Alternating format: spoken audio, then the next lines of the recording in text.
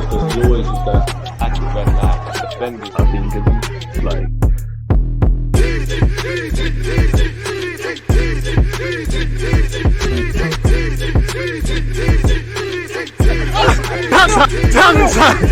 People deluded, I'm back again. Come on, Ian. Come on.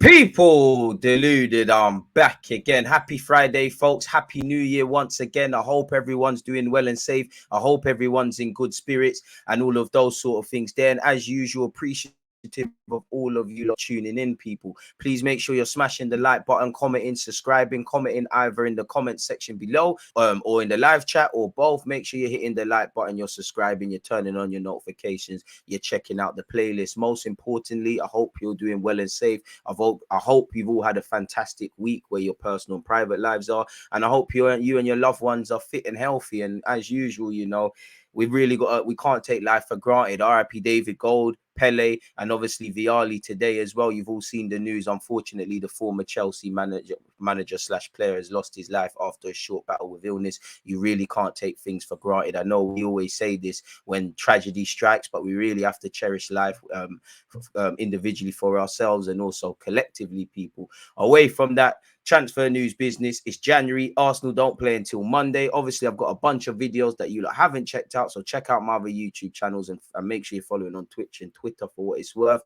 We might as well see what's going on in the transfer news. Arsenal have been linked with a lad from Las Palmas, an F1 wonder kid. We've also been linked with a young Greek striker. Rabiot rumours won't go away. Obviously, in the title, Joao Felix talks are allegedly picking up, as well as Mudryk. You know, it's looking like stick or twist territory. I'll share my screen in just a second. I've just realised the charger isn't in, people, so you need to be prepared. Hopefully, Arsenal are more prepared where the transfer market is concerned to be able to react to several things. So, yeah, now I've plugged it in. Let's go, people. If you allow me to share my screen with you guys, let me sit back down. Let me get the mouse. Oh, well, you lot can't see it, but on my side, it says share screen. So let's share the screen. As you can see, tab police look away. To be fair, this is for another video. All these tabs are for another video. Obviously, any other transfer news that comes out, you know, throughout the day, you know your boy will be reactive to getting things out. But let's start off with this. Aston Villa are keeping tabs on Las Palmas starlet Alberto Moreno, who is likened to Barcelona ace Pedri. Obviously, they're both Spanish. They're both cultured midfielders. They both, I know Pedri's at Barcelona, but, you know, he plays for Las Palmas. But Unai Emery faces competition from Arsenal, Liverpool, and Real Madrid for the 19-year-old midfielder, where obviously he would fit our remit with players of tomorrow, people. Skipping past the Aston Villa part, you know, big up Unai Emery in that, but the 19-year-old who he's very good technically, and he looks the part as well as a typical Spanish midfielder from what I've seen. The 19-year-old who has been tracked by Arsenal, Liverpool, and Real Madrid is being closely monitored by Villa boss Unai Emery as he looks to Spain to find players to bolster his squad. Moreno finds himself likened to Barca superstar Pedri, and he is playing a key role in Las Palmas' promotion push this season. So probably Barcelona have first dibs on him. He made his breakthrough in 21-22 campaign, playing 38 times across that season. He signed a new long-term deal running until 2026, people. Given his form and such his life, it's widely expected he will leave before his contract is up, people. Obviously, there's a pathway at Villa. You know, if you join Arsenal, Liverpool, you could be part of their first team, but there's a lot of competition, people. So we're gonna have to see what's going on really and truly in that. But we have been linked with him, people. So that's first thing off the bat. Apparently, you know, Yuri Telemans, we first heard Arsenal are taking a back burner, but you never know. Dynamics could shift, people. Leicester should be brave enough to sell anyone who doesn't want to stay, says Brendan Rodgers, people. Brendan Rodgers has called on Leicester City, because they're having a woeful season, to sell anyone who doesn't want to be at the club during the January transfer window, which Telemans might want to leave, but he might want to just keep doing what he's doing and assess his targets in the summer. He might have more offers, he might have less. We don't know, but they've got a bunch of players running out in terms of contract. Telemans, Soyuncu, Amati, Perez, Mendy, Evans, and Ryan Bertrand will all be free agents. You know, Soyuncu could be going Atletico. Telemans has been linked with Arsenal, Chelsea, Liverpool, City, Atletico, Real Madrid, Barcelona, and a whole bunch of other clubs, people. There was rumours they were looking to get him to sign a new deal, people, which I'm sure all things are still possible. He said, well, some of that would be a club decision, really. I think that if someone doesn't want to be here or someone wants too much money to be here, we have to be brave enough to say, listen, thank you very much, and on you go, because we are not a club with a with masses of resources that can facilitate every single player's needs, especially from a financial side. A number of these guys are down to their last year. We said before we'd like them to stay, but there has to be a point in time when what they want is too demanding for us as a club. And if the time is right, they have to move on. Then we have to do that and then look forward, people. There may be players who want to play, but in order for that, teams have to want those players. So it's a bit of both. There might be some young players who need some loans, but we'll see as we go through the window. So that is in relation to that, people. Apparently, Balogun's return to Arsenal now, not to spark fears, hasn't been recalled. Don't think there's injuries. Might just be a checkup, people. Football London people. With the Gunners on lockdown for forwards during the January window after the injury to Jesus, some have suggested that recalling Balogun, who has 10 league goals in Liga, hit his target for the season already, return with double, really, 20. While there are no signs of that being something that the club are considering at this moment, the player has returned to London Coley in what Football London understands to be a regulatory for clubs' loan players and not an indication of a recall, people. So yeah, man, Balogun, keep doing what you're doing, people. If you're completely honest with yourselves, he's doing what he needs to do, people. And he's drawing praise. And yeah, he's following, not quite Saliba, but following in that and just having a stronger loan, ultimately returns to Arsenal a better player, a more consistent player in the professional game. And, we'll see the next steps in the summer. Does he go out on loan to Reims again? Does he join a stronger European team? Does he join a Premier League team? Does he stay at Arsenal Football Club and be part of the first team? With the strong attacking players we're looking to assemble, like Reece Nelson might not be here next season. Pardon me, bearing in mind you can only start 11 players and you can only have X amount on the bench. If Nelson's here, Smith Rowe is fit, you bring in Mudryk, obviously Jesus would be fit, and between him and Eddie Nketiah, one of them would probably be on the bench. You've got Fabio Vieira. Yes, some players are cams, some players are wingers, etc., but there's a lot of competition for places, and Balogun should believe he could mix it there, but minutes are currency. That's why I don't advocate bringing him from his loan spell. Yes, it would provide a body. Yes, you'd hope he could come back on loan and be a breath of fresh air. Obviously, we've got a pathway with what we're doing with our Highlanders and just youth footballers in general. It would make sense, but I wasn't a fan of disturbing Balogun's loan spell. Just let him do what he's doing out there and then return. And whether we have a player for the first team or if we can sell him for a decent amount of money one day, who knows? He's still young. Again, it is what it is, but that's what the academy should do. Push players to the first team. Some people are going to be like Ainsley Maitland now. Some are going to not quite hit the heights, potentially like Reece Nelson for whatever reason. Would badly love him to get a new lease of life at Arsenal Football Club. Some people are going to be Bukayo Saka in it. The academy needs, especially as Arsenal, we need to start moving into that territory now of selling players for decent money and reinvesting such people, because we don't really have significant sales. Like off the top of my head, there is a couple, but the Martinez sale was good at the time. Iwobi, Alex Oxlade-Chamberlain, Martinez potentially, but his value's probably doubled since he's left Arsenal. And there's probably a couple of others. Where Joao Felix is concerned, Arsenal now really pushing to sign the third most expensive player ever. He's well class, says a journalist trying to get clicks. Arsenal pushing to sign Joao Felix on loan as well as Mudryk during the transfer window. That's what Sky Sports journalist Dharma Chef said. Specifically, what did he say? Scrolling all the way down. The information that I'm getting from sources in Portugal is that Arsenal are really pursuing the Joao Felix deal. They're trying to get Felix and Mudryk as well. Now, that's not something we didn't necessarily know already, but nonetheless, it is what it is. Apparently, Atletico Madrid chief and George Mendes have met over Joao Felix talks, according to Spanish outlet Relivio. The CEO of Atletico Madrid, Miguel Angel Gilmarin, and the agent of Joao Felix, George Mendes, met earlier on Thursday in a well-known restaurant in Madrid, with the possible transfer of the Portugal international as the main talking point, people. They both arrived at this said location at 5:30 in the afternoon. The meeting was brief, approximately 45 minutes. In the last 24 hours, Manchester United have launched their first offer for the player through Mendes. It'd be a simple loan without an option to buy until June for 4 million and full salary of the forward. We've heard 17 to 18 million pounds, 21 million euros for a loan deal for 4 months. If it helps you achieve what you need to achieve on the sporting front, great. But if it doesn't, that's an L. Obviously, you're spending a lot of money for a player that is going to go back to Atletico. Like in an ideal world, obviously he would sign for Arsenal and excel. You'd just be making a player more attractive to have a better future at Atletico, whether Simeone is going to be there or not, or alerting other clubs to maybe take a chance on him, people. So without a buy option, I'm not sure I really would want Arsenal to do it. But what do I know? If he did sign, I'd be happy. Atletico are asking for 3 times as much as United are offering. So as we've previously heard, until the conditions drop or there's a bit of compromising done from Atletico, Arsenal, United, Chelsea, anyone don't appear to be budging. As I said, Atletico are asking for 3 times as much as United are offering, between 12 million euros and 13 million euros. United are not the only English club interested in acquiring his services. Arsenal are also keeping a close eye on the situation, as he is a player that Mikel Arteta likes. They know that the relationship between the player and Simeone is broken, but they haven't ruled out the possibility of the player staying for the rest of the season. In recent days, aware that the player's desire is to leave Madrid, Mendes has accelerated talks with all parties to find a solution as soon as possible. Joao Felix has told him time and again he is not happy under Simeone. So on the face of it, an agent's just trying to get his client a better situation, which an agent should be doing. Ornstein said Arsenal are interested in Joao Felix, a loan deal if the numbers come down sufficiently from where they are at the moment, and that's why a deal is not happening. Perhaps they'll try and get that one in first and maybe take the pressure off them in the Mudryk pursuit, which that looks like it's dragging, people. I'm sure you've all seen the Shakhtar, the next director was pictured in London yesterday, actually sat behind / in front of Chelsea's new signings, the new young signings, people.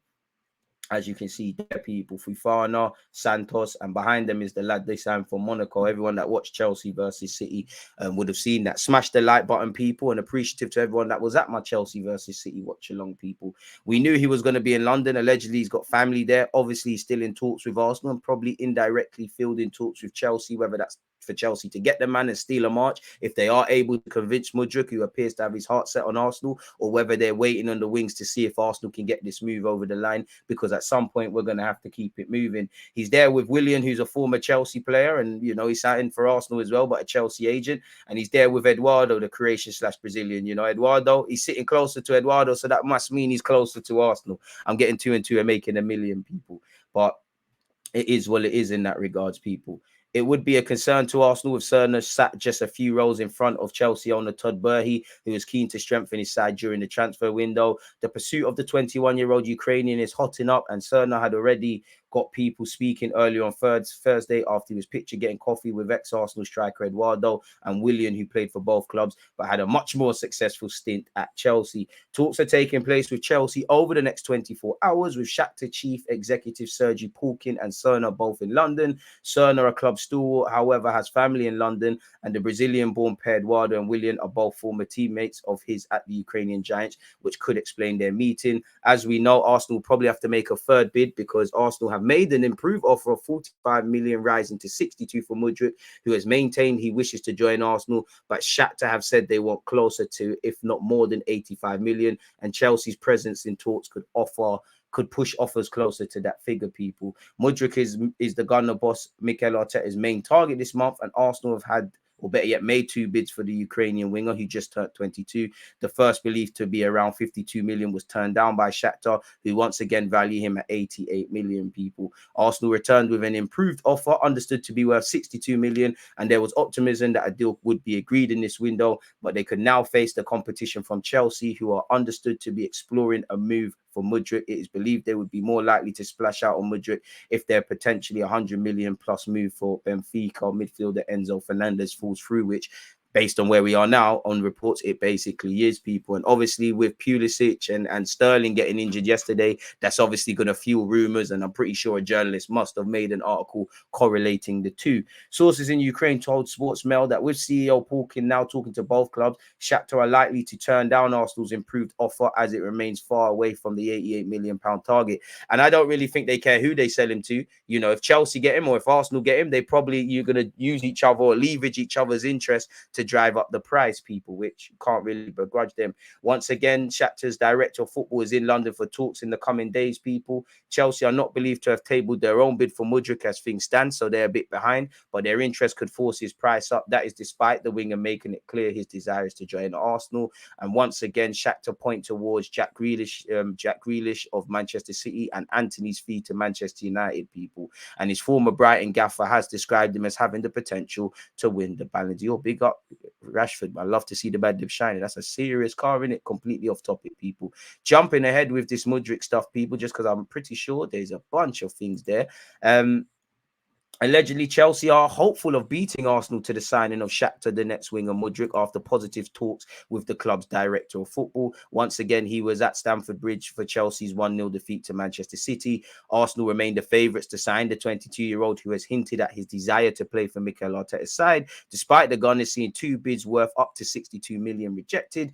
They will be fearful that the delay in agreeing a fee has presented Chelsea an opportunity to talk to Shakhtar about their top January target. The Ukrainians want 88 million for Mudryk, but it's understood they're likely to accept less and allow clubs to spread the cost across performance-related add-ons, which is right up Arsenal Street.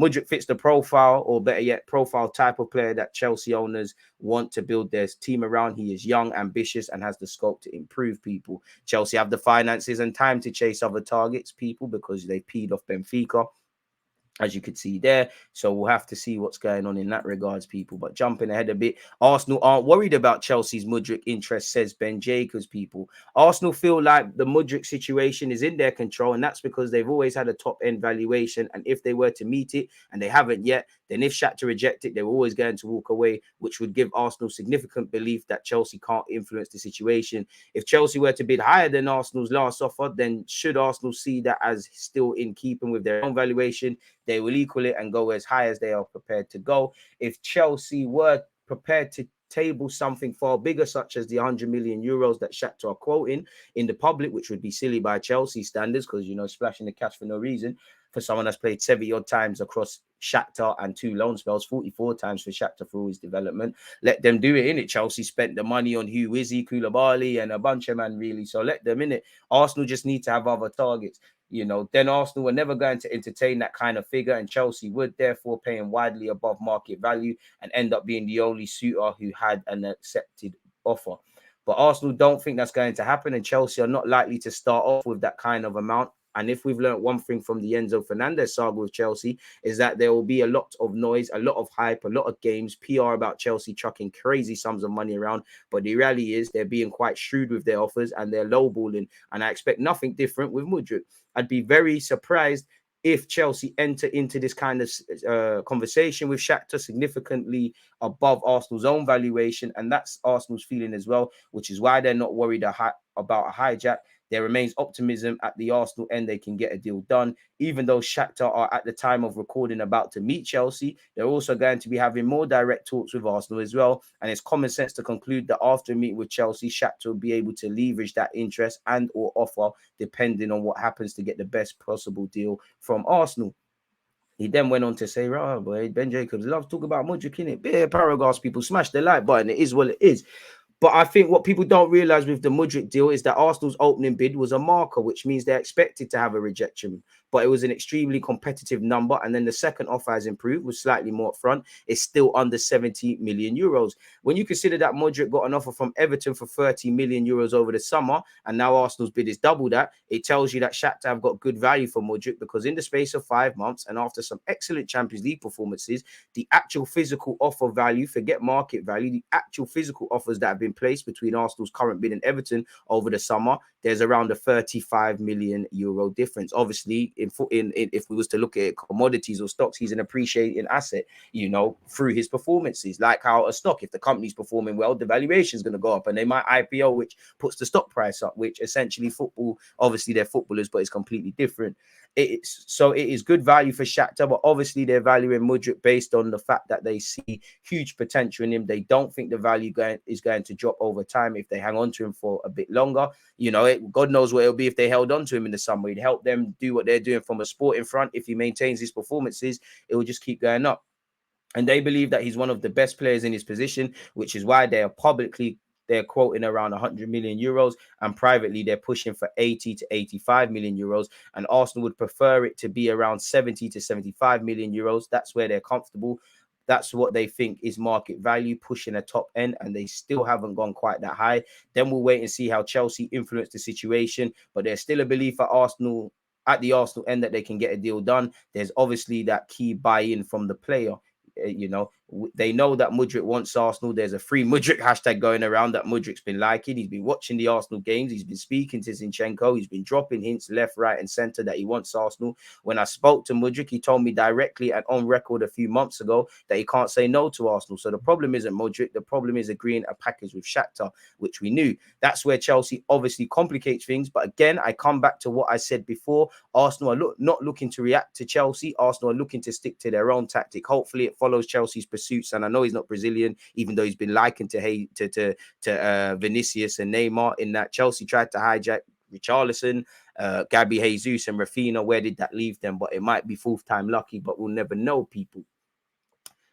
Arsenal are going to stick to their own tactic, and if it gets to a point where they hit the top end number and it's not accepted, then they're always going to walk away regardless of whether Chelsea do or do not have an offer accepted. And it's too premature to second guess what Chelsea are going to do because they haven't held yet. At the time of recording, there are significant meetings with Shakhtar. So Shakhtar being at Stamford Bridge for the Man City game makes a bit of a statement. It obviously is a part of a game where Shakhtar are trying to create a bidding war and Arsenal are trying to avoid a bidding war. So the situation is very intriguing, and it will define on how genuine Chelsea are in their desire to bid, and obviously to some extent what that number is. But I would be very, very surprised if Chelsea, regardless of what Shakhtar want, may intimate or brief to Arsenal, bid anything significantly above what Arsenal are prepared to go to.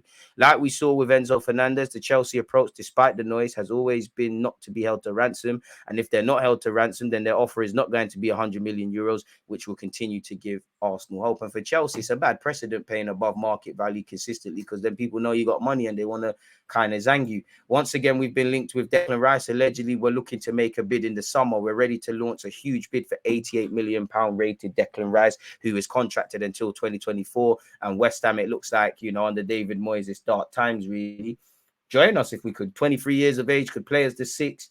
I'm all for it, really and truly, if I'm completely honest with you. And you can see some statistics here, people, for any of that things. But we've been linked with Declan Rice. Check out my other videos for anything missed. Once again, David Ornstein has said Arsenal have had 2 bids rejected, but their interest remains strong. I think they're staying calm and they'll continue the conversations with Shakhtar. There's optimism at the Emirates that with patience, they'll get the deal done. And to be fair, Ramsdale, Benjamin White, these deals took a bit of time, really. Pardon me. The player has very clearly indicated he would like to join them, in brackets Arsenal. His priority, though, is the Premier League, and perhaps that's given Chelsea a taste for this. Chelsea, as I understand, are monitoring the situation. Shakhtar want 100 million for his transfer. They're not budging on that as things stand. Arsenal, Chelsea, maybe others think they'll come down, a bit like Joao Felix. The suggestions we get from the industry is that when push comes to shove, ultimately they will come down. But Shakhtar are not coming down in price at the moment. So I think this one may play out over the coming weeks towards the end of the transfer window. There's not going to be a quick resolution, despite the fact Shakhtar officials are in London, people. So you have to draw whatever conclusions you want. Again, I think we've read all of that, people. But with further confirmation, you can see these sort of things there. Gone over that, not trying to miss a beat of you. Chelsea are once again hopeful of actually beating Arsenal to the Mudryk deal after positive talks with Shakhtar. Shakhtar could be hosting talks for no reason, really. Arsenal remain the favourites with Chelsea. Arsenal remain the favourites to sign Mudryk, whose preference is to join them, but their first 2 offers once again have been rejected, folks, people. Mikel Arteta will have to decide whether to maintain his interest in Mudryk if Chelsea have an offer accepted. The reality for Chelsea is that the player would select Arsenal if presented with a choice between the London rivals, people. And once again, people, he has made it clear that he wants to join Arsenal. His desire will be decisive in that move. The saga of Mudryk is not done. David Ornstein has also said, I do think Arsenal are in a superior position, and I don't think they'll be too concerned at this point about a potential hijack from Chelsea. That was him on the Mudryk deal, people.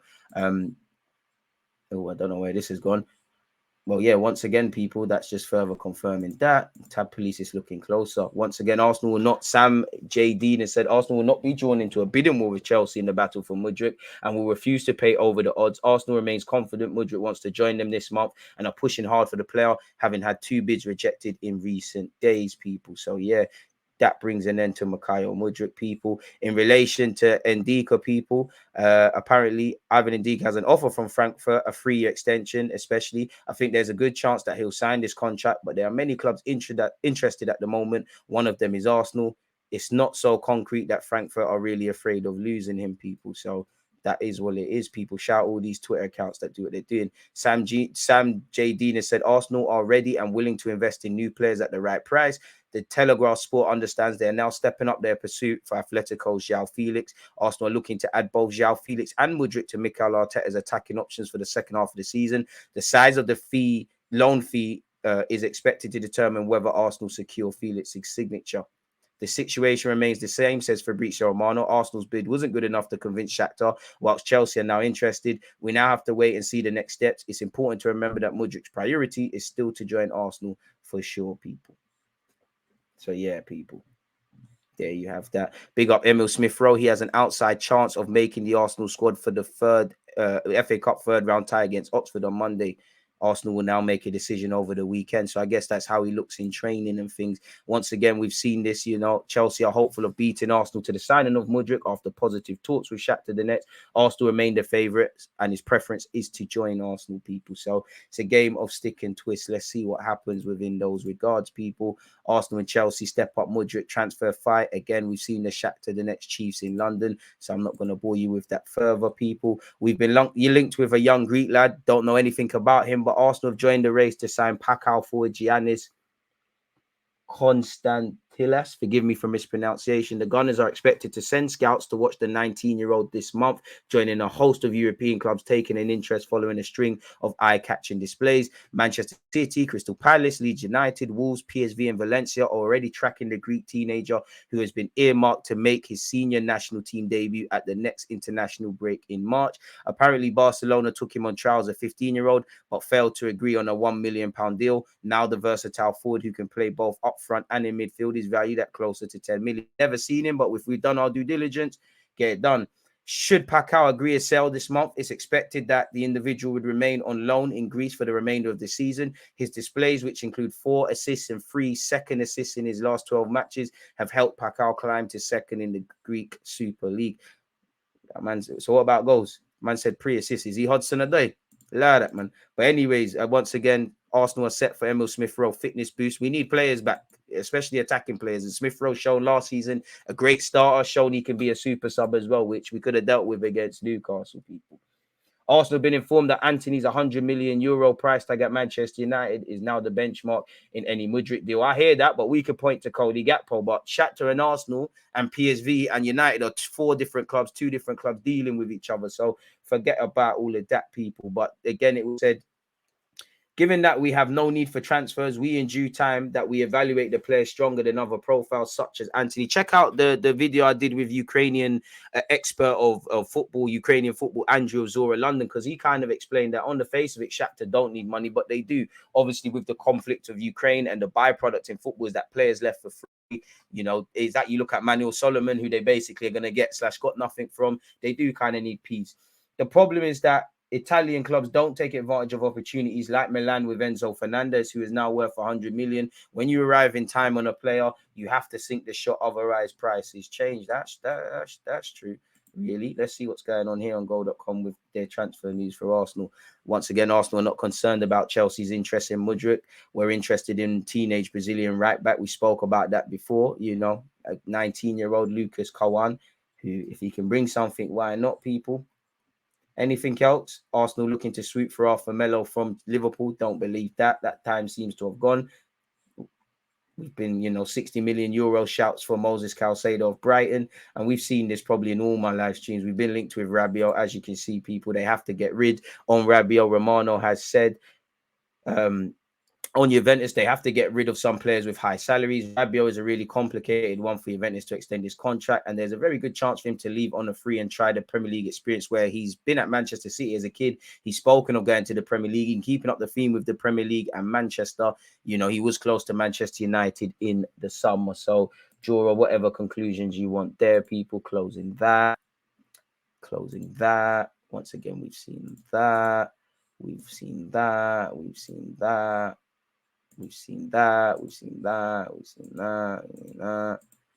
Arsenal prepare 31 million offer for Barcelona pillar as Edu looks to pounce on contract situation. That's probably where the bulk of this rumor is. It's linked us with Balde, really, where we've got Zinchenko and Tierney. Who knows? Tierney might move on, but I would take Balde as he makes progress for club and country.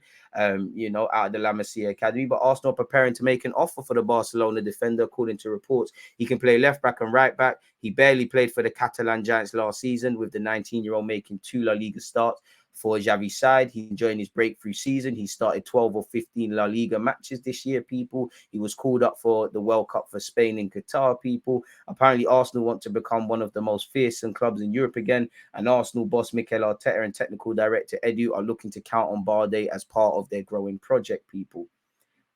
So I don't know where that is coming from, but allegedly we're preparing a £31 million, €35 million offer, people. Who knows, people? In that regards, really, I don't know if you lot believe that the dream is free, the hustle is sold separately. We have been linked with Lozano as well, who's, you know, not really hit the heights that he did at PSV at Napoli, but with him being a winger, you know, he's another name. Him, Pepe of Porto, Fernando Torres of Orlando, Yeremy Pino, Rafinha in the summer, Pedro Neto, Mudryk primarily now, indirectly Joao Felix, I guess. We've been linked with a bunch of these sort of players. You know, we're linked with Bowen in the summer. I'm waiting for that to go full circle as well, people. So, yeah, man, that appears to be all the transfer news. If you need your other transfer fix, then first things first, rest assured that any emerging news, I'll get a video out for you lot. Check out the rest of my videos and uploads, people. Most importantly, stay blessed, stay safe, stay in good spirits. Appreciative to you lot that have been tuned in with me for this odd half an hour, people. Make sure you're subscribing, commenting, turning on your notifications. I'm pretty sure when this video is, throughout the course of this video, you've seen little things pop up in the corners in relation to other videos, and at the end, you know, you'll see a landing page with other vids. So yeah, appreciate you lot support of our platforms, Twitch as well. Appreciative of you lot watching the channel. Stay blessed, stay safe, stay in good spirits, stay pursuing your goals. God bless you all, and I'll see you lot soon, man. One love. He always used that active red light, defending. I've been given like